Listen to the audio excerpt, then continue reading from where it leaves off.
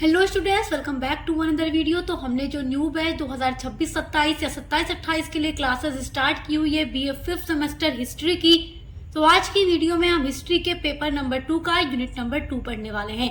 देखिए, ये मैं पहले ही आप लोगों को बता चुकी हूँ कि जब आप लोग बीए के 5th सेमेस्टर में आ जाते हो तो आपके हर एक सब्जेक्ट का 2 पेपर हो जाता है, पेपर 1 एंड पेपर 2। तो जो भी बच्चे हिस्ट्री को पढ़ रहे हैं तो पेपर 1 में जो आपके पेपर का नाम है वो है नेशनलिज्म इन इंडिया, यानी भारत में राष्ट्रवाद, जिसकी क्लासेस मैं कंप्लीट करा चुकी हूँ। फुल वीडियो आपको हमारे चैनल पर प्लेलिस्ट में मिल जाएगी, तो विजिट करके जरूर देखिएगा। और जब बात आती है हिस्ट्री पेपर 2 की, तो इसमें 3 ऑप्शनल पेपर है।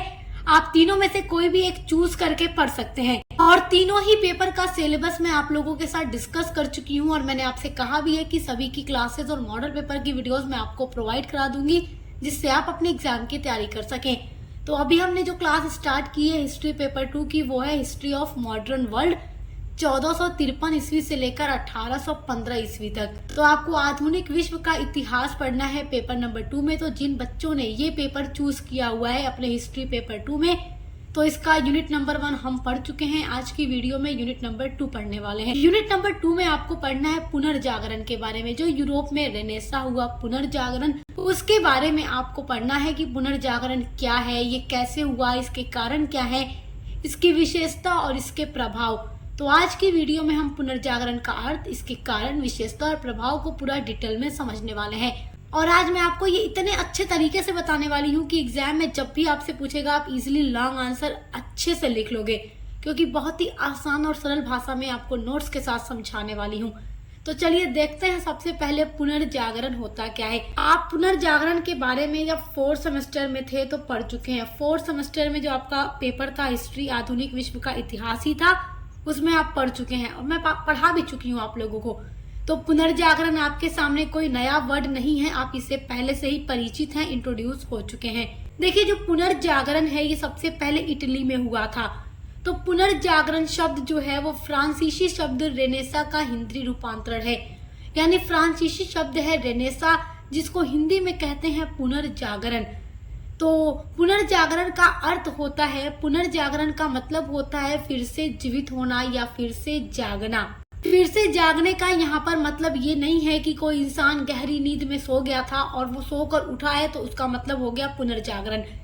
जबकि पुनर्जागरण का मतलब यहाँ उस चीज से है कि जब यूरोप में लोग अपनी पुरानी परंपराओं, रीति रिवाजों, धार्मिक चीजों को छोड़ करके नए परिवर्तनों की तरफ, नए चीजों की तरफ, नई प्रगति की ओर बढ़ रहे थे, जैसे कि विज्ञान के क्षेत्र में प्रगति और धर्म के क्षेत्र में परिवर्तन और लोगों के रहन सहन, सोचने के तरीके में परिवर्तन। अचानक से जो ये बदलाव शुरू हुआ यूरोप में, उसी को पुनर्जागरण की संज्ञा दी गई थी। तो इसीलिए कहा जाता है कि जो पुनर्जागरण है एक बहुत ही व्यापक शब्द है, जिसका यूज उन सभी बौद्धिक परिवर्तनों के लिए किया जाता है जो मध्य युग से लेकर के आधुनिक युग के प्रारंभ में हो रहे थे। तो पुनर्जागरण से आशय उस अवस्था से होता है जब मानव का समाज अपनी सभी पुरानी परंपराओं से जाग करके, पुरानी परंपराओं को पीछे छोड़ करके नवीन उपयोगी परिवर्तनों के लिए उत्सुक हो जाता है।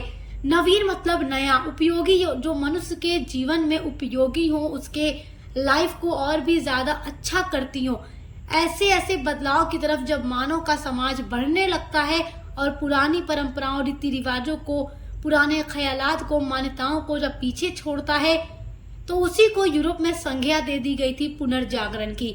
इस प्रकार जब प्राचीन परंपराओं में क्रांतिकारी परिवर्तन होने के फलस्वरूप समाज में आमूलचूल परिवर्तन हो जाता है, तो यही स्थिति पुनर्जागरण कहलाती है।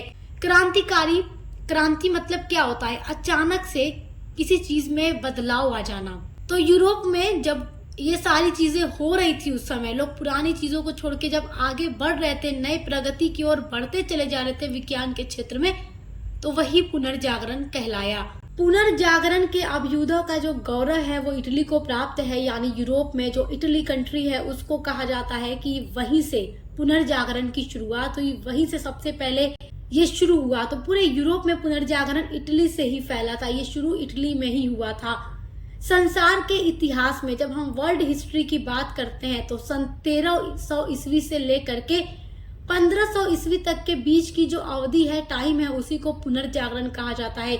यानी 1300 से बाद 1500 से पहले का जो टाइम था, उसी समय पुनर्जागरण हुआ था। तो 14वीं शताब्दी में माना जाता है कि पुनर्जागरण यूरोप में हो चुका था और ये पूरे यूरोप में फैल चुका था। इस काल में मानव अपनी अंधविश्वासी और अज्ञानता की प्रवृत्ति को छोड़कर विज्ञान के प्रगति पथ पर तेजी से बढ़ने लगा। यानी जितना भी अंधविश्वास लोगों में भरा हुआ था, पहले क्या होता था कि जब भी कोई बुरी चीज, किसी के साथ बुरी घटना घटित हो जाती थी, तो लोग उसको धार्मिक चीजों के हिसाब से जोड़ते और सोचते रहते थे।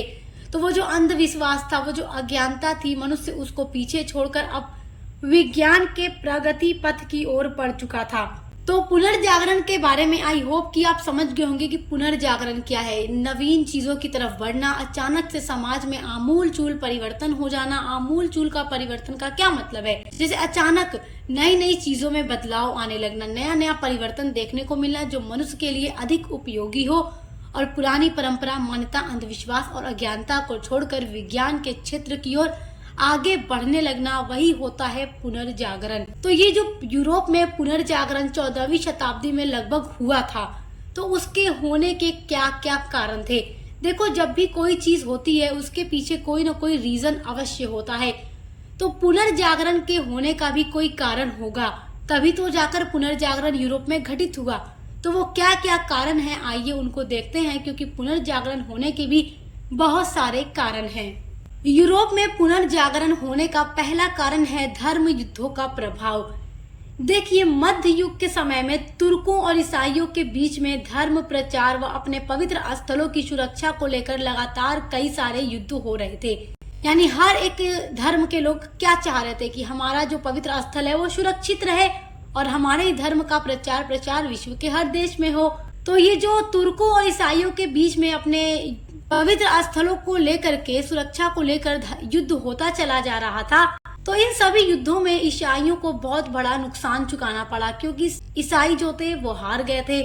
तो अपने धर्म और धार्मिक स्थलों को सुरक्षित रखने के लिए ईसाइयों ने बहुत सी यात्राएं की, जिससे वे नए विचारों एवं नए वातावरण के संपर्क में आए। देखिए, जब कोई व्यक्ति यात्रा करेगा अलग अलग स्थानों की, अलग अलग देशों की, तो वो हर जगह के वातावरण में जाएगा, हर जगह के विचारों को देखेगा, क्योंकि हर जगह का वातावरण और विचार अलग होता है। तो उसके फलस्वरूप क्या होता है कि उनके विचारों में संकीर्णता समाप्त हो जाती है। अब उन्होंने चर्च और समाज के संबंध में व्यापक रूप से सोचना शुरू कर दिया, जिससे पुनर्जागरण का वातावरण तैयार होने लगा। तो कहीं न कहीं पुनर्जागरण के लिए पृष्ठभूमि तैयार हो रही थी।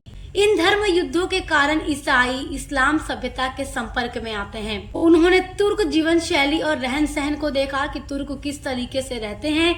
इससे भी उनकी मानसिकता में काफी ज्यादा बदलाव आने लगा और स्वतंत्र चिंतन की भावना का उदय हुआ। परिणाम स्वरूप क्या हुआ? सामंतवाद के विरुद्ध पुनर्जागरण का जन्म हो गया। तो ये भी एक पुनर्जागरण का कारण था, क्योंकि जब अलग अलग स्थानों पर जाकर अलग अलग विचारों से इंसान प्रभावित होगा तो वो नए तरीके से सोचना शुरू कर देगा। पुनर्जागरण का दूसरा कारण है तुर्कों का कुस्तुनतुनिया पर अधिकार हो जाना। देखिए, इस्लाम धर्म का प्रचार एवं प्रसार करने के उद्देश्य से जो तुर्क थे, उन्होंने 1453 ईस्वी में ईसाइयों के पूर्वी रोमन बाइजेंटाइन साम्राज्य की राजधानी कुस्तुनतुनिया पर अपना अधिकार कर लिया। परिणाम स्वरूप क्या हुआ कि पूर्वी यूरोप और बाल्कन प्रायद्वीप पर तुर्कों का अधिकार स्थापित हो गया। तुर्कों ने ईसाइयों पर अत्याचार करना प्रारंभ कर दिया। इससे क्या हुआ कि ईसाई विद्वान ने अपने ज्ञान, विज्ञान और विभिन्न पुस्तकों के साथ इटली में पहुंचकर शरण ली। इटली में पहले से ही पुनर्जागरण शुरू हो चुका था। अब इन विद्वानों को भी वहां जाकर अनुकूल वातावरण मिल गया। इस प्रकार इटली से जागरण का अभियान और तेजी से बढ़ने लगा। इटली से संपूर्ण यूरोप में ज्ञान विज्ञान का प्रचार प्रसार होने लगा, जिससे कि पुनर्जागरण पूरे यूरोप के देशों में फैलने लगा। इसीलिए कहा जाता है शुरुआत तो इटली से ही हुई थी। इटली से ही ये पूरे यूरोप में फैला था। पुनर्जागरण का तीसरा कारण था छापे खाने का आविष्कार होना। देखो, छापे खाने के आविष्कार के फलस्वरूप भी प्राचीन ज्ञान को सुरक्षित रखना अब आसान हो गया था, क्योंकि जब तक छापे खाने का, छापने की मशीन का आविष्कार नहीं हुआ था, तो जो भी प्राचीन विचार, ख्यालात होते थे, उनको कहीं छाप कर सुरक्षित रखना संभव नहीं था। लेकिन जब छापे खाने का आविष्कार हो गया तो पुराने ज्ञानों को सुरक्षित रखना आसान हो गया। साथ ही साथ नवीन ज्ञान विज्ञान का प्रचार प्रसार करने में भी सुविधा हो गई।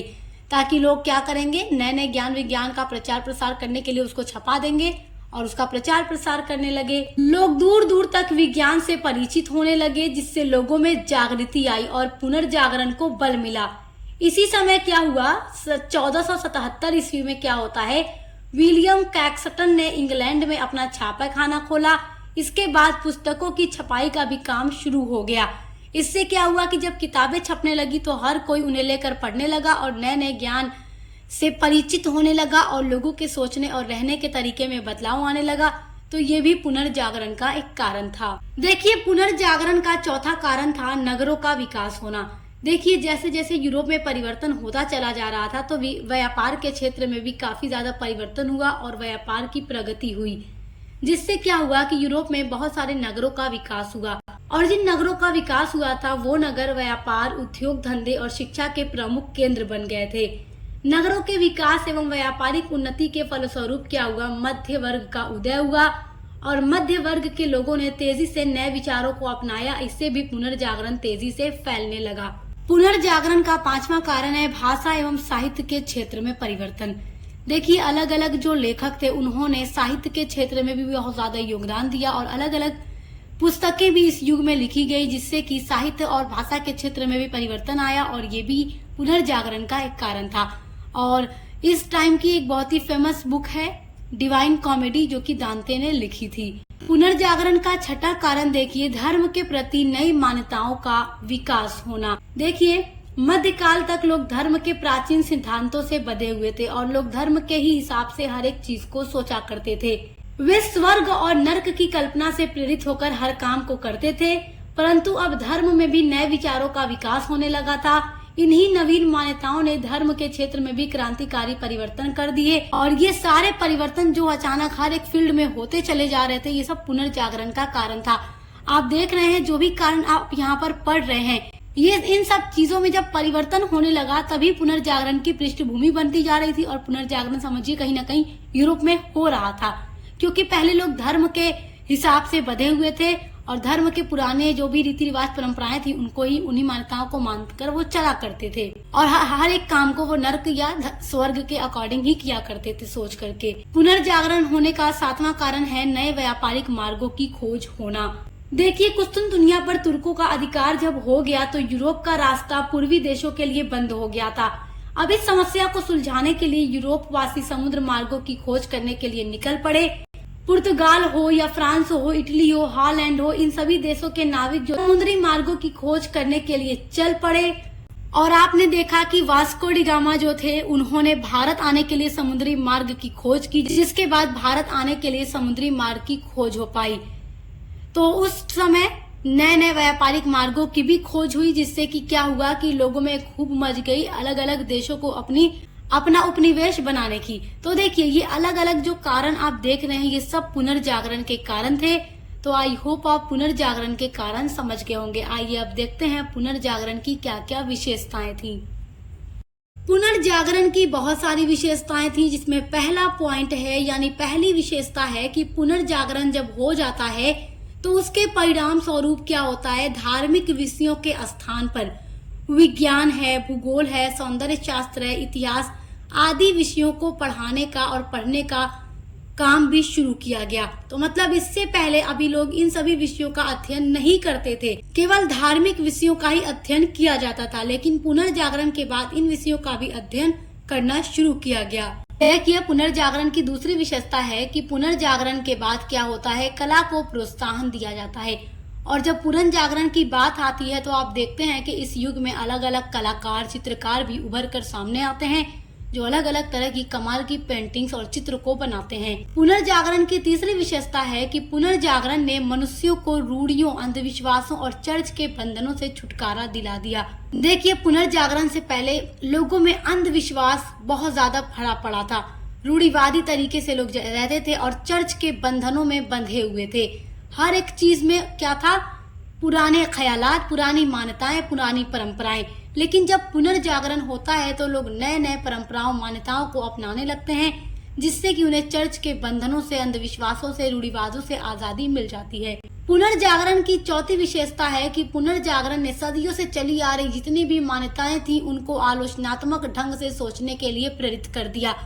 तो पुनर्जागरण जब होता है उस टाइम आप देखेंगे बहुत सारे ऐसे विचारक और लेखक सामने आते हैं जो पुरानी मान्यताओं और पुराने ख्यालात पर आलोचना भी करते हैं और उस पर सोचने के लिए लोगों को प्रेरित करते हैं कि आप भी सोच कर देखो कि ये मान्यताएं अच्छी नहीं है, नवीन मान्यताओं को विकसित करो, उनको अपनाओ। पुनर्जागरण की पांचवी विशेषता है कि जनता में आलोचनात्मक एवं अन्वेषणात्मक प्रवृत्ति पैदा हुई और लोगों ने हर एक चीज को आलोचनात्मक ढंग से सोचना शुरू कर दिया। पुनर्जागरण की छठी विशेषता है आत्मनिर्भर के स्थान पर लोग आत्म विकास पर जोर देने लगे और मानव जीवन के सुखों पर भी ध्यान दिया गया कि मनुष्य के जीवन में सुख किस तरह से लाया जाए। तो ये सब है कुछ पुनर्जागरण की विशेषताएं। आई होप कि आप इनको समझ गए होंगे।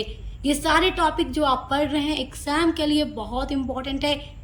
एग्जाम में शॉर्ट और लॉन्ग दोनों में ही पुनर्जागरण से क्वेश्चन बन जाता है। आपका अगला टॉपिक है पुनर्जागरण के प्रभाव। तो जब पुनर्जागरण हो जाता है तो उसके क्या क्या प्रभाव पड़ते हैं, आइए अब उनको भी देख लेते हैं। पुनर्जागरण के जिस तरह बहुत सारे कारण और विशेषताएं हैं उसी तरीके से इसके बहुत सारे प्रभाव भी हैं। अब इनको समझिए क्योंकि एग्जाम के लिए बहुत इंपॉर्टेंट है। पुनर्जागरण का पहला प्रभाव है आर्थिक दशा और व्यापार में प्रगति। देखिए पुनर्जागरण के बाद क्या होता है, नए नए देशों के लिए उनके मार्गों की खोज की जाती है। इससे नए देश बाजार के रूप में प्रयोग किए गए, उनसे कच्चे माल की उपलब्धता भी बढ़ी और लोग कच्चे माल खरीदने लगे, सस्ते श्रमिक होने लगे। इससे क्या हुआ, व्यापार एवं उद्योग धंधों का विकास हुआ, पूंजीवाद और साम्राज्यवाद को बढ़ावा मिला। इसके फलस्वरूप क्या होता है, शोषण और वर्ग संघर्ष की स्थिति भी उत्पन्न हो जाती है।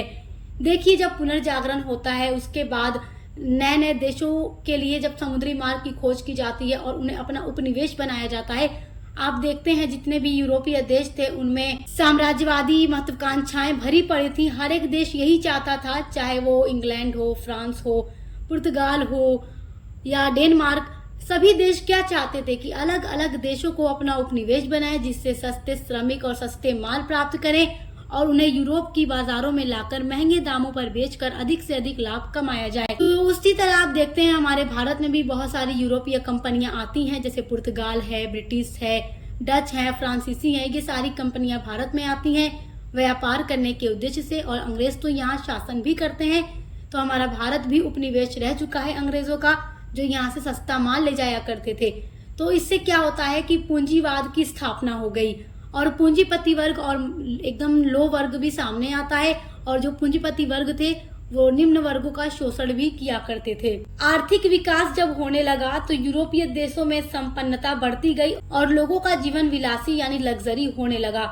यूरोप के सभी देशों में व्यापारिक प्रतिस्पर्धा बढ़ गई, हर देश को धन कमाने की होड़ मच गई, उपनिवेशों की स्थापना होने लगी और औद्योगिक नगरों की स्थापना का मार्ग प्रशस्त हुआ और बड़े बड़े उद्योग धंधों का विकास प्रारंभ हो गया।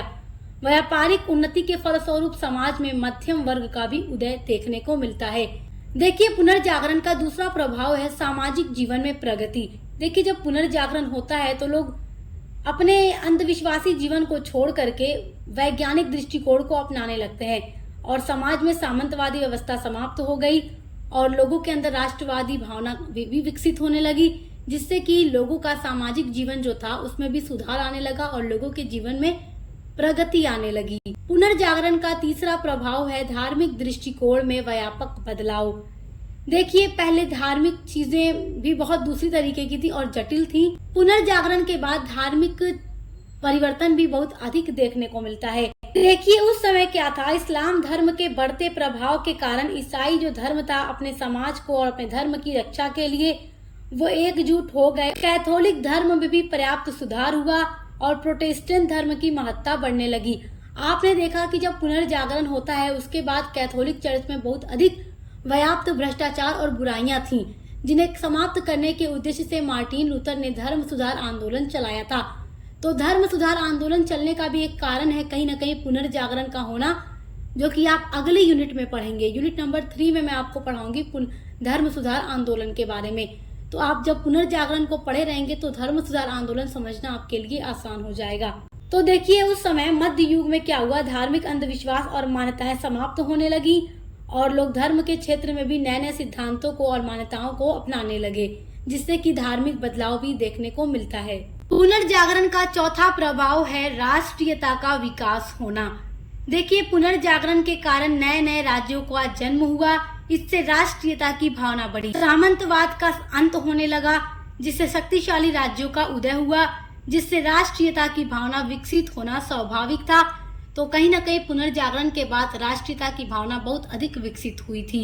पुनर्जागरण का पांचवा प्रभाव है भाषा और साहित्य पर प्रभाव। देखिए छापे खाने का आविष्कार हुआ था, जो मैं अभी आपको पढ़ा चुकी हूँ। तो छपाई के कारण भाषा एवं साहित्य पर गहरा प्रभाव पड़ता है और अनेक प्रस्तावों का प्रकाशन होने लगा।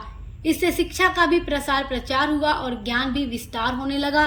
तो कहीं न कहीं पुनर्जागरण का प्रभाव भाषा और साहित्य के क्षेत्र पर बहुत अधिक पड़ा था। पुनर्जागरण का छठा प्रभाव है नवीन उपनिवेशों की स्थापना होना। देखिए विभिन्न देशों के नाविकों ने नए नए देश की खोज की। क्रिस्टोफर कोलंबस के द्वारा अमेरिका की खोज की गई। उसके अलावा वास्को डी गामा जो पुर्तगाली नाविक थे, उनके द्वारा भारत की खोज की गई। तो जब अलग अलग नाविकों ने अलग अलग देशों की खोज की, यानी अलग अलग देशों के लिए समुद्री मार्ग की खोज की, तो अलग अलग यूरोपीय शक्तियां, यूरोपीय कंपनियां अलग अलग देशों को अपना उपनिवेश बनाने का सपना देखने लगी और लोगों के अंदर साम्राज्यवादी प्रतिस्पर्धा बढ़ गई, यानी कि यूरोप में ये चीजें बहुत अधिक बढ़ गई थी। देखिए पुनर्जागरण का सातवां प्रभाव है धर्म सुधार आंदोलन की शुरुआत। देखिए जब पुनर्जागरण यूरोप में हो जाता है और नए नए विचारकों को हम देखते हैं सामने कि नए नए विचारक आते हैं नई नई मान्यताओं को लेकर के, तो एक नाम आपको याद रखना है मार्टिन लूथर का नाम। मार्टिन लूथर जर्मनी के निवासी थे। उन्होंने देखा कि कैथोलिक चर्च में बहुत ज्यादा व्याप्त भ्रष्टाचार और बुराइयां फैली हुई हैं, जिनको समाप्त करना बहुत जरूरी है और समाज पर कहीं न कहीं कैथोलिक चर्च का ही पूरा प्रभाव था उस समय, जिसको समाप्त करने के उद्देश्य से मार्टिन लूथर ने एक धर्म सुधार आंदोलन चलाया और अपने 95 सिद्धांतों का प्रकाशन किया, यानी 95 सिद्धांतों का प्रकाशन के माध्यम से उन्होंने धर्म सुधार आंदोलन की शुरुआत अपने देश जर्मनी से कर दी और वो धीरे धीरे यूरोप के हर देशों में फैल जाता है। तो धर्म सुधार आंदोलन के थ्रू क्या होता है कि कैथोलिक चर्च में जो भी व्याप्त भ्रष्टाचार और बुराइयां थी उनको समाप्त किया जाता है, जिसके लिए वो क्या करते हैं, मतलब मार्टिन लूथर क्या करते हैं, एक प्रोटेस्टेंट आंदोलन चलाते हैं जो बाद में चलकर एक धर्म का रूप ले लेता है और जो ईसाई धर्म था वो दो गुटों में बढ़ जाता है, कैथोलिक और प्रोटेस्टेंट धर्म। तो इनके बीच में भी काफी लंबा युद्ध चलता है, क्योंकि जब ईसाई दो गुटों में बढ़ जाता है, कैथोलिक और प्रोटेस्टेंट, तो इनके मध्य संघर्ष बढ़ने लगता है और 30 साल का युद्ध चलता है, जो आपको आगे की यूनिट में पढ़ना होगा, यूनिट नंबर 4 के अंदर। तो उसको भी मैं पढ़ाऊंगी, आपको टेंशन लेने की जरूरत नहीं है। आई होप कि आप पुनर्जागरण के बारे में बहुत अच्छे से समझ गए होंगे। इसी तरीके से हम आपके हर एक सब्जेक्ट की पूरी क्लासेस कंप्लीट करा रहे हैं। एग्जाम की तैयारी के लिए मॉडल पेपर, महासंग्राम, रिवीजन क्लास, सब कुछ आपको यहाँ पर मिलता रहेगा। तो सब्सक्राइब करना मत भूलिएगा। अब मिलते हैं अगली वीडियो के साथ।